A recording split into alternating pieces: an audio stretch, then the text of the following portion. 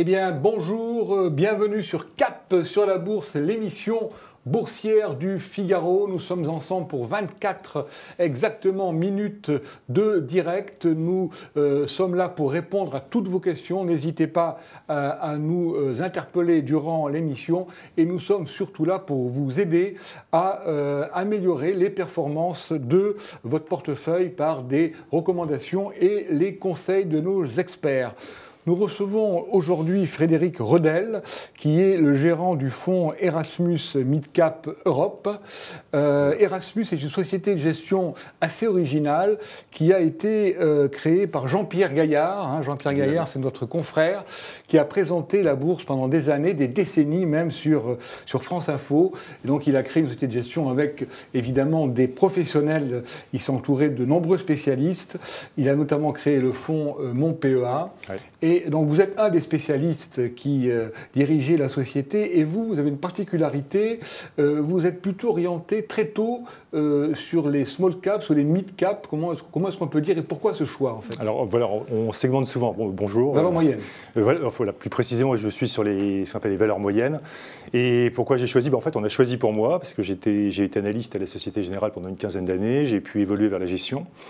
Et assez rapidement, un groupe d'investisseurs institutionnels ont demandé à la Société Générale de gérer pour eux un fonds investi en valeur de la zone euro, mais qui soit plus péchu, si je puis dire, ou plus tonique que des grandes valeurs, sans risquer d'avoir les problèmes de liquidité des petites valeurs. D'où le juste compromis qui était des valeurs moyennes. Et voilà comment je suis arrivé là-dedans. Et après, je suis passé en différentes sociétés, mais toujours en gérant des fonds investis en valeurs moyennes. Alors, valeurs moyennes, c'est toujours un peu flou comme définition. On entend, je ne sais pas si ça parlera à vos auditeurs, mais des capitalisations boursières de 2, 4, 5, 6 milliards, des Arkema, des SEB, des entreprises comme ça. Alors, on va y revenir. On aura beaucoup de choses à voir sur qu'est-ce que c'est qu'une valeur moyenne. Pour l'instant, on démarre avec l'actualité boursière.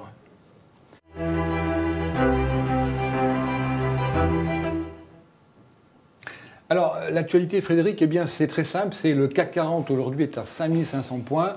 Il monte pour un tas de raisons, mais notamment parce qu'on a les trimestriels, les résultats, les chiffres d'affaires trimestriels qui tombent. Et dans l'ensemble, eh bien, ils ont l'air assez bons. Est-ce qu'à votre avis, ces bonnes surprises qu'on voit tous les jours, on en a vu sur Kering, sur Total, sur Capgemini, est-ce que c'est ça qui fait monter les cours aujourd'hui? Oui, alors... En fait, pour resituer un peu le contexte, pendant 10 ans, régulièrement, ce qu'on appelle le consensus des analystes, ont été déçus par les résultats des entreprises françaises ou de la zone euro d'ailleurs. Et on révisait continuellement. Et les choses ont changé depuis 3 trimestres maintenant. Le mouvement s'est stoppé et même légèrement inversé. Et les deux raisons, je dirais que l'une principale, c'est la conjoncture globale qui est meilleure, comme on le sait, en zone euro. Et l'autre, c'est également toute la hausse du dollar face à l'euro qui a donné des effets bénéfiques au bout d'1 ou 2 ans. Voilà. Et ça peut durer après 3 trimestres d'amélioration, on peut encore espérer une amélioration? Là, je pense que c'est encore un petit peu tôt pour le dire globalement, puisque seule une minorité d'entreprises ont publié, il y en a beaucoup ces jours-ci d'ailleurs. Mais je dirais que les effets positifs, c'est toujours cette croissance économique qui est forte. Et ça, c'est le plus important. Et après, cette conjoncture a des effets, on ne va pas dire pervers, mais un petit peu négatifs. Il y a des entreprises qui manquent de personnel, il y a des secteurs dans lesquels il y a des taux de rotation très importants. Les jeunes ingénieurs sont demandés de partout, il y a une pénurie en France. Et puis, il y a un aspect, alors je parlais tout à l'heure du dollar. Le dollar, comme vous avez peut-être pu le voir, c'est un peu inversé. Donc, on peut avoir quelques mauvaises surprises de $6 à cause des devises. Les matières premières qui aidaient, dont les cours avaient baissé, se sont stabilisées, voire ont remonté un peu comme le pétrole. Donc, je dirais qu'il faut faire attention, et c'est à ça qu'on s'emploie beaucoup en ce moment, mais à mon avis, la tendance sera encore positive, comme elle l'a été depuis le début de l'année. Parce qu'on a vu à Wall Street hier Twitter qui promet des premiers bénéfices pour le 4e trimestre, de très bons résultats sur Amazon. Dans quel secteur est-ce que ça marche le mieux par rapport à d'autres? Est-ce qu'on peut déjà... est-ce qu'il y a des secteurs qui profitent plus que d'autres de la reprise aujourd'hui? Oui, alors au premier semestre qui était manifeste, alors il faut bien se dire qu'aussi on raisonne nous en comparant les attentes du consensus. Donc une entreprise peut décevoir sans pour autant que ses résultats soient mauvais. Mais au premier semestre, le secteur qui surprenait positivement, c'était la technologie, avec toute cette poussée diverses et variées des semi-conducteurs, de la technologie, etc. Un autre secteur qui a surpris positivement, et là c'était quand même un gros changement par rapport au passé, c'était le secteur bancaire. Oui. Et je dirais que ce trimestre, il y a deux chiffres. On a souffert sur les banques. Oui, mais à force d'être négatif et prudent, finalement, beaucoup de banques avaient surpris positivement au deuxième trimestre. Donc on verra s'il en est de même. Un autre secteur maintenant sur lequel on peut s'interroger en se disant est-ce qu'après 3 ans très durs, ça va être mieux, c'est ce qui est lié aux matières premières. C'est ce qui peut être lié au pétrole, et puis aux matières premières, aux métaux, aux minéraux dont les prix se sont mis à remonter. Donc voilà un peu si je dois distinguer des tendances. Et de manière générale, tout ce qui est quand même, on va dire ce qu'on appelle nous dans le jargon cyclique et lié à la demande en Europe, a plutôt des fondamentaux solides. Est-ce qu'on n'est pas en train de changer finalement? On a couru, et avec beaucoup de succès, après les grandes valeurs de croissance. Et maintenant, comme ça repart, est-ce qu'on ne s'intéresse pas s'intéresser plutôt à des valeurs cycliques? Oui, vous avez raison. C'est clairement, je pense que si on faisait un panorama de ce qui s'est passé sur le marché depuis le début de l'année, on verrait des grandes valeurs. Alors, j'hésite à dire des noms, j'ai peur de dire des bêtises, mais des belles sociétés dites défensives et chères, des secteurs de l'agroalimentaire ou autres qui ont, je pense, plutôt contre-performé. Et à l'opposé, des valeurs cycliques. Alors nous, ce qu'on appelle cyclique, c'est quand une accélération de la croissance économique veut dire plus de volume et des prix meilleurs. Et c'est plutôt dans ce thème-là qu'on va trouver des titres qui sont très bien tenus depuis un an et demi, depuis un certain temps. Et c'est plus intéressant de les acheter? On peut encore les acheter ou bien c'est un peu tard? Ils ont démarré ou qu'est-ce que des titres comme ArcelorMittal dans la sidérurgie, ça a quand même pas mal réveillé. C'est pas trop tard. On peut encore venir sur ces valeurs? Vous avez raison. Les cycliques, la notion du timing est importante parce qu'on sait bien que là, pour le coup, les arbres ne montent pas au ciel.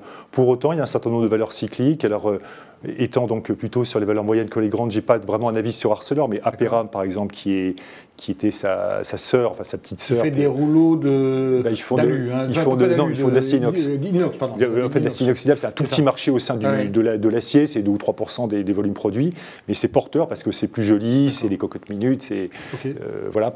Et Aperam, par exemple, pour moi, bien qu'il n'ait pas encore publié ses trimestriels, je pense que c'est vraiment une valeur qu'on peut. Oui, puis je pense que c'est encore un titre qui est vraiment très abordable. Ok, eh bien on continue et on passe au top et au flop de la semaine.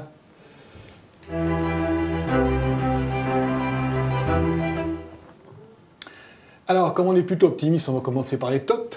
Et là, on en a un beau, puisque hier, la société ST Microélectronique, qui est le numéro 1 européen, une société franco-italienne des semi-conducteurs, a annoncé finalement des résultats meilleurs que prévus, une croissance des premiers bénéfices qui apparaissent, et surtout la direction a revu à la hausse ses perspectives de résultats.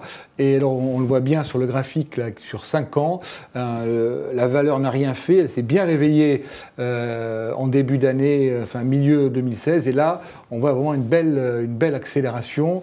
11% de progression hier. Depuis le début de l'année, c'est plus de 80% de hausse. C'est ça, une valeur cyclique? C'est le genre de choses qui vous intéressent? C'est une valeur cyclique. Ouais. Mais après, je faisais allusion tout à l'heure à ce secteur, c'est la technologie en général. Et c'est vrai qu'ST Micro illustre, c'est presque une caricature de la reprise dans ce secteur en ce moment. La demande est forte. Ils ont fait des choix stratégiques qui sont payants, en particulier sur tout ce qui est dédié à l'automobile et à ce qu'on appelle l'Internet of Things, donc tout ce qui sert aux objets connectés, plus une restructuration interne, des capacités de production qui n'étaient pas saturées. Qui les a sélectionnés. Exactement. Donc il y a vraiment une dynamique très forte. Et effectivement, ils ont à la fois sorti des résultats très satisfaisants et fait preuve de beaucoup d'optimisme pour le trimestre à venir en particulier. D'accord. Ouais. Vous croyez qu'on peut acheter au cours actuel STM? Nous, on en a toujours. Donc, vous gardez? On ne les a pas vendus. C'est vrai qu'on est au début probablement encore de cette recovery, comme on dit. Alors maintenant, on passe au flop, et là c'est beaucoup moins drôle, c'est DBV Technologies. Alors c'est une société de biotechnologie qu'on aime beaucoup en France parce qu'on la voit probablement devenir le numéro 1 mondial de la lutte contre l'allergie, surtout l'allergie à l'arachide. Il y a beaucoup d'enfants notamment qui souffrent de ça. Et là, on le voit également sur le graphique. Alors, c'est une biotech, elle est quand même très heurtée, mais la hausse avait été formidable. Et là, patatrac, donc avant-hier, une chute de 45% du cours de bourse en un seul jour. Alors là, on revient sur les small caps. Là, du coup, c'est très risqué. Oui. Alors qu'est-ce qui s'est passé et qu'est-ce qu'on fait de la valeur aujourd'hui? Moi, je dois préciser que nous, on est une petite société, même si toutes nos ressources sont dédiées aux petites et moyennes valeurs, on a décidé de ne pas toucher à la biotechnologie. C'est un secteur où on peut gagner beaucoup d'argent et en perdre beaucoup très vite.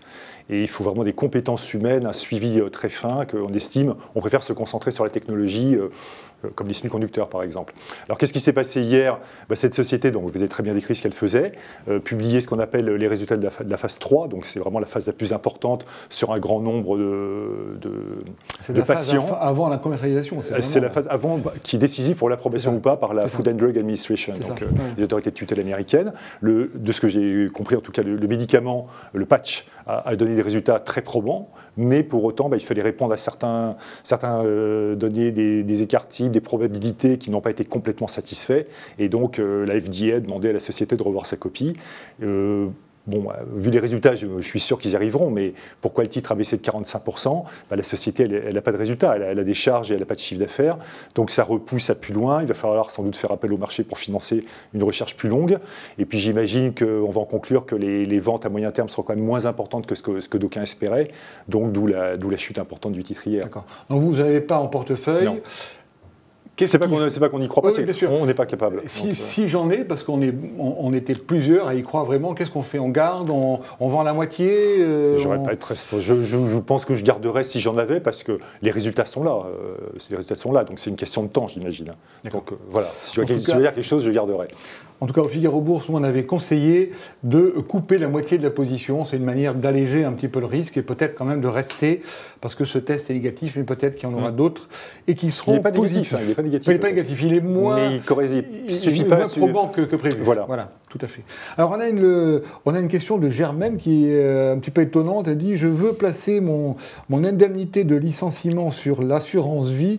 Est-ce différent d'une assurance obsèque ?» C'est pas du tout votre secteur. Là, je suis. Alors, évidemment, ça n'a rien à voir. L'assurance vie, c'est un placement financier, c'est un placement de long terme. Et l'assurance obsèque, là, ça n'a vraiment rien à voir. Ce qui est important de savoir sur l'assurance vie, c'est que peut-être qu'aujourd'hui, compte tenu de la forte baisse des taux qu'on a eu pendant 30 ans, la plupart des contrats d'assurance vie sont sur des obligations. Et on a peut-être aujourd'hui plutôt intérêt à trouver des contrats plus diversifiés, notamment en mettant des actions, parce qu'on peut avoir une impression de sécurité sur les obligations, mais en réalité, on peut avoir de mauvaises surprises si les taux se retournent. Et après 30 ans de baisse, je pense qu'on peut difficilement espérer une poursuite de la baisse. Donc l'assurance vie, c'est un placement financier, c'est une bonne idée, à condition de ne pas tout mettre sur des obligations. Voilà, c'est la réponse. On passe au dossier de la semaine.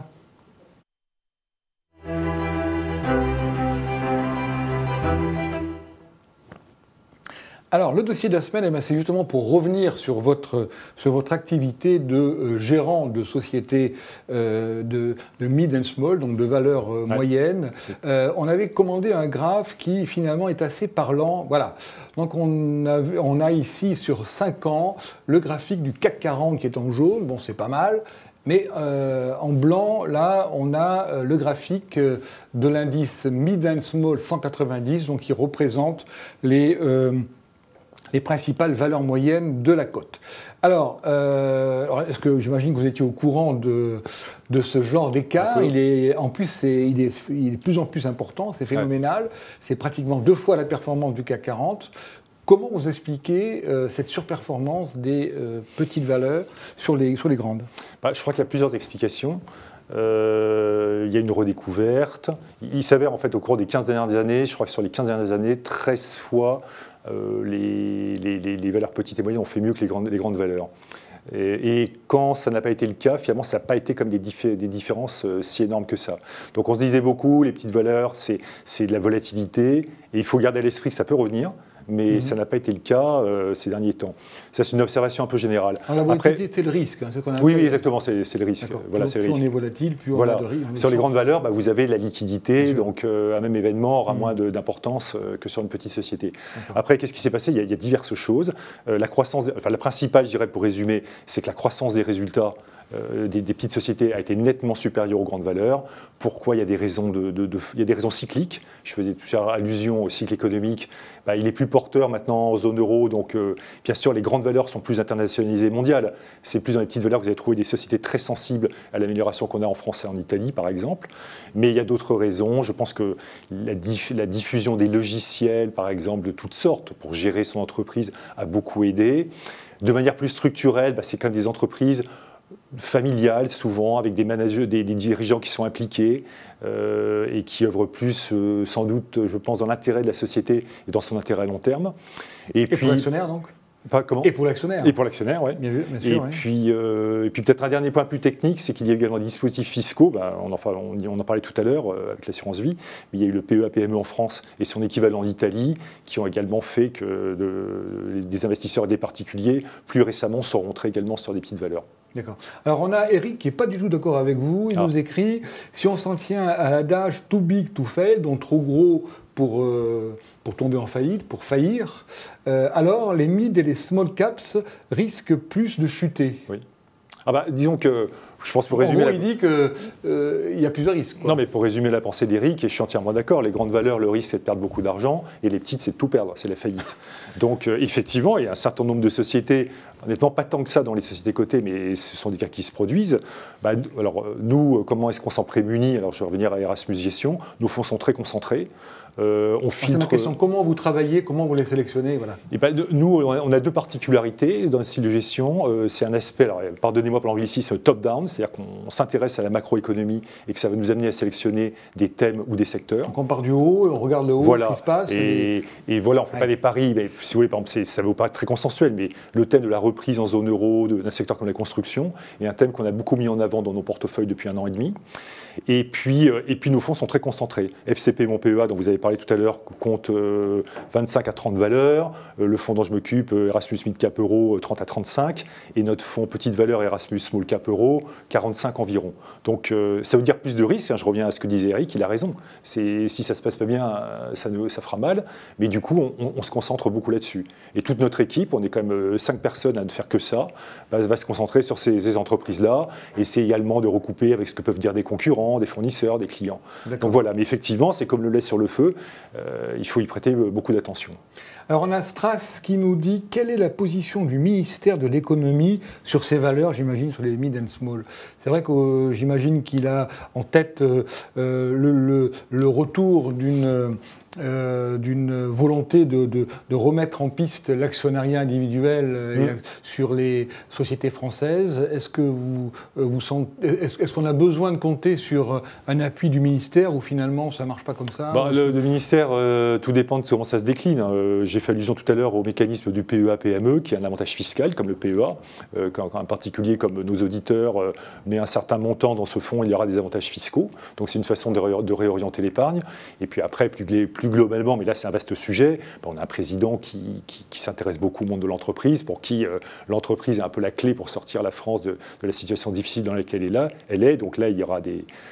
mais enfin, c'est un autre sujet, mais oui, il y a un intérêt qui est réel et on verra sur la durée. Okay. Je vous rappelle qu'on est en direct et n'hésitez pas à nous poser des questions. On y répond tout de suite. Là, Christine nous demande, j'ai 1 000 € à investir. Comment je fais pour investir sur ces valeurs? Il faut beaucoup, j'imagine, d'argent ou pas?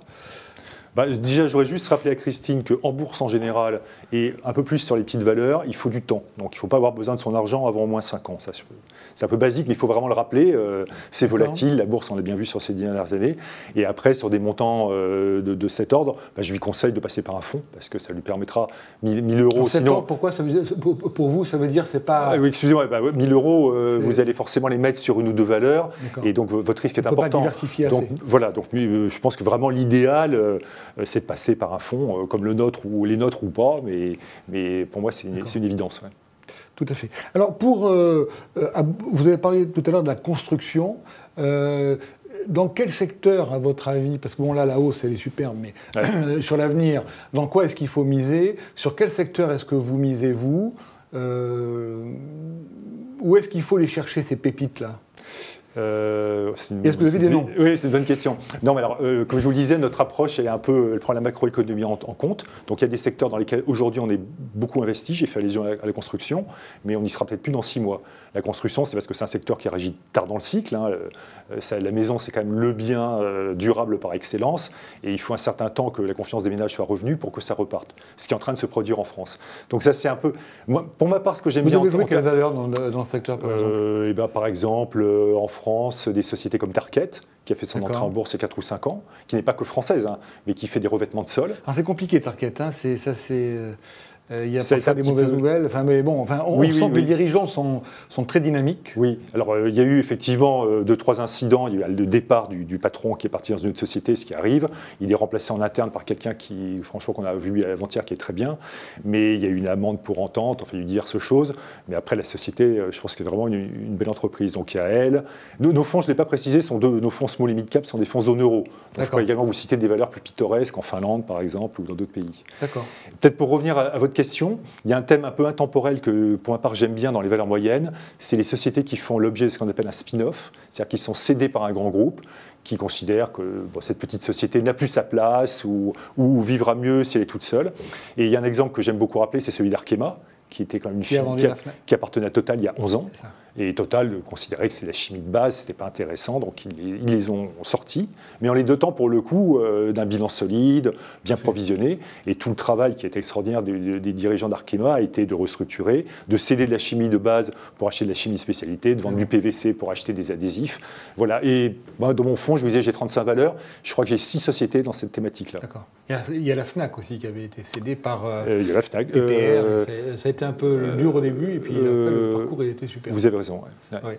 Alors, on a une question de Nicolas qui dit « Les marchés financiers boursiers sont actuellement positifs. Certains indiquent de façon corollaire que cette embellie n'est pas superficielle et que pas mal de conditions sont déjà présentes et réunies pour qu'une crise financière apparaisse. Est-ce vrai? L'Europe est-elle protégée ?» C'est vrai qu'on a toujours l'impression, Wall Street à plus de 23 400 points, on est au plus haut historique, on a toujours un peu peur qu'il y ait... Alors, l'embellie, elle repose sur des vrais éléments où il y a un petit peu une bulle dans l'air qui se dessine? Je dirais qu'il y a plusieurs choses. Il y a quand même à la base le fait que, vous savez qu'on vit dans ce qu'on appelle un quantitative easing, où les banques centrales font quelque chose qu'elles n'ont jamais fait dans le passé, c'est d'inonder les marchés de liquidités. Donc tout cet argent va quelque part, et tous les actifs financiers, je dirais même beaucoup d'actifs non financiers, ça peut être l'immobilier à Paris ou autre, sont historiquement chers, ça c'est vrai. La grande question, enfin un des risques, parce qu'on se pose nous aussi ces questions, c'est comment maintenant que les choses vont un peu mieux, qu'il y a un petit peu d'inflation, puisque c'était pour combattre la déflation que les banques ont fait ça.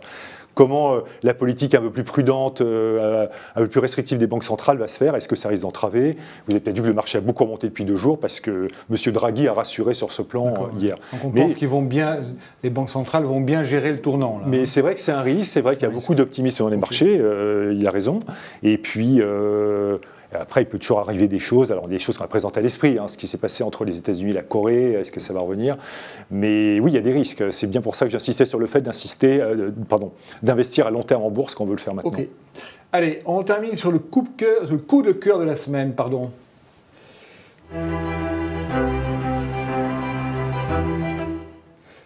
Alors, avant le coup de cœur, on a une question qui vient de tomber de Mario qui dit « Je souhaiterais avoir un exemple concret de l'utilité de la bourse pour une entreprise. » Apparemment, il en doute. C'est une très bonne question. Par exemple, dans notre fonds petite valeur, et on peut revenir à ce qu'on disait tout à l'heure quand on parlait de la société qui faisait des patchs pour l'allergie. Ces petites sociétés, elles ont besoin d'être financières. Elles ont besoin d'argent, de fonds propres. Donc une société qui s'introduit en bourse quand elle est petite, elle a besoin de grandir et elle va souvent faire appel à ses actionnaires. Et c'est pour ça que la bourse existe. Alors il a raison de dire, dans le cas du CAC 40, c'est pas très fréquent. Ça peut arriver, mais c'est rare. Mais dans le cas des petites valeurs, il y a une vraie utilité de financer la croissance de ces entreprises qui embaucheront. Enfin. On y reviendra parce que les introns en bourse, c'est quand même un sujet intéressant. Alors, je voudrais terminer sur le coup de cœur, et le coup de cœur, c'est Eurofins. Alors, Eurofins, c'est une société qui est spécialisée dans les tests biologiques, dans l'alimentaire, dans la pharmacie, etc. Et cette société, elle est rentrée en bourse il y a 20 ans, en 97, là, elle fête ses 20 ans, et le parcours est absolument prodigieux. Celui qui a passé 3 500 € en 97, aujourd'hui aurait 1 million d'euros. Hein, c'est un retour moyen annuel de 33%, c'est prodigieux. Comment vous expliquez ce parcours? Est-ce qu'on a beaucoup d'exemples à Paris? Est-ce qu'on a beaucoup de sociétés comme ça? Déjà, alors dans le secteur même, donc vous l'expliquiez, hein, c'est une société qui fait tout ce qui est les tests, l'inspection, et c'est un secteur porteur. Il est porté par les normes. Par exemple, des jouets qui venaient de Chine il y a 20 ans, on ne les testait pas, et puis depuis on les teste parce qu'il y a des normes européennes pour vérifier que les enfants ne vont pas s'étouffer, qu'il n'y a pas un truc qui va se détacher, etc. Donc on va dire, le terreau était fertile. Après, il y a 3 autres sociétés cotées dans le même secteur. Elles n'ont pas du tout, elles ont un parcours boursier honorable, mais pas du tout le même que cette société, qui elle a su visiblement se positionner sur les créneaux les plus porteurs et qui a fait également énormément d'acquisitions. Alors c'est pas le tout de faire des acquisitions, il faut les intégrer et visiblement ils ont un savoir-faire très impressionnant dans ce domaine. Donc je crois que c'est ça qui explique vraiment. Vous en aviez en portefeuille? J'en ai eu. Alors vous avez vendu pour prendre vos profits. Vous pensez que ça va continuer ou c'est un peu si vous voulez, plus une société est grande, plus ça devient difficile de croître vite et c'est ce que demandent les multiples élevés auxquels elle se traite bien sûr. Mais avec toutes ces normes, ça peut durer. Excusez-moi. Ça peut durer un certain temps, et comme c'est un marché très atomisé, s'ils continuent à racheter, il leur faudra peut-être racheter après des très grandes sociétés pour continuer à ce rythme, avec un risque d'intégration et de culture d'entreprise différent. Allez, normalement, le temps est fini. Juste une petite question d'Alain. Cette entreprise, donc il parle de Rofins, est uniquement dépendante des décisions publiques. Est-ce que c'est risqué par rapport à l'instabilité politique? C'est pas tout à fait le cas. Hein, c'est plus le cas. Je pense pas, parce que c'est des tas de normes. Oui. C'est pas une norme spécialement, c'est des tas de normes sur des tas il faut vérifier toutes sortes de choses. Exactement. Ouais. Donc franchement, je pense que la réponse est non. Il n'y a pas de risque à ce niveau-là. Écoutez, en tout cas, on a un petit peu débordé, mais le sujet était vraiment très intéressant. Les valeurs petites et moyennes, c'est vraiment très intéressant. Merci beaucoup à vous, merci beaucoup à Frédéric Redel et à très bientôt pour une prochaine émission. Ce sera la semaine prochaine, vendredi prochain. Préparez vos questions. À bientôt, merci.